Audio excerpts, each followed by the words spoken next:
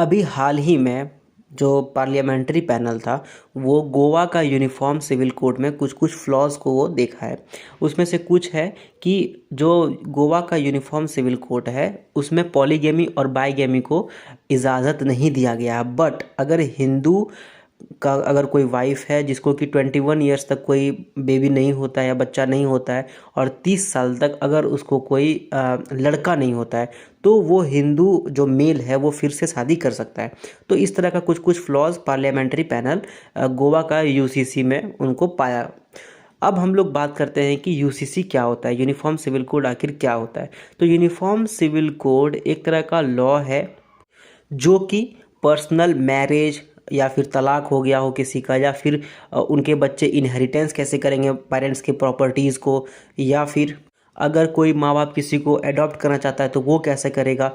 और ये क्या है ना कि हर धर्म के लिए अलग अलग है। बट यूनिफॉर्म सिविल कोड बोलता है कि इर्रेस्पेक्टिव ऑफ धर्म, रिलीजन, कास्ट, कोई अलग जाति का कुछ अलग जाति का कोई उससे मतलब नहीं है, क्रीड या फिर आपका जेंडर, या तो वो मेल हो सकता है फीमेल हो सकता है, तो इनमें वो डिस्टिंक्शन नहीं करता और बोलता है सब के लिए कानून जो है वो समान होना चाहिए।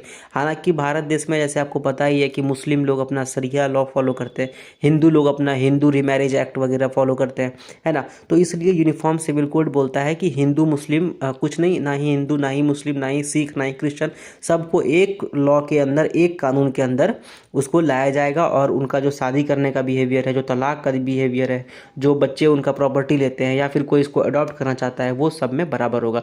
वो ना ही भेद करेगा मेल फीमेल में, ना ही भेद करेगा वो रिलीजन के बेसिस पे। तो ये कहता है यूनिफॉर्म सिविल कोड मोटा मोटी। अब जो कॉन्स्टिट्यूशन हमारा है वो directive principle of state policy मतलब डीपीएसपी के आर्टिकल 44 के अंदर बोलता है कि भारतवर्ष में मतलब पूरा इंडिया में एक यूनिफॉर्म सिविल कोड होना चाहिए। हालांकि अब हमारे देश को 75 साल आज़ादी के हो गए हैं और अभी भी यूनिफॉर्म सिविल कोड नहीं आया है। इसका मेन कारण ये है कि भारत में अलग अलग धर्म, जाति और रंग के लोग रहते हैं और मेल भी बहुत सारे, फीमेल भी बहुत सारे।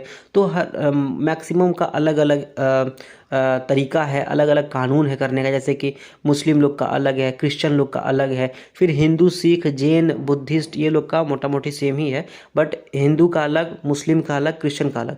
तो अगर जो गवर्नमेंट है या जो पार्लियामेंट है वो अगर चाहेगी कि इसको एक साथ किया जाए तो शायद थोड़ा बहुत दिक्कत आ सकता है, क्योंकि अलग अलग धर्म के लोग अलग अलग चीज़ों को फॉलो करते हैं। इसलिए यूसीसी अभी लागू नहीं किया गया है। अब आप लोग कमेंट सेक्शन में मुझे ये बताओ कि अगर आप अब मान लेते हैं कि अब अगर आप प्राइम मिनिस्टर बन गए या फिर अगर आपका सरकार हो तो क्या आप यूसीसी लाओगे, और अगर लाओगे तो कैसे लाओगे। ठीक है, ये आप कमेंट सेक्शन में मुझे बता सकते हो। एंड अगर ये वीडियो आपको अच्छा लगा तो आप इसको लाइक करो, दोस्तों के साथ शेयर करो, कुछ पूछना है बताना है तो कमेंट करो, एंड चैनल को सब्सक्राइब करो। Thank you very much.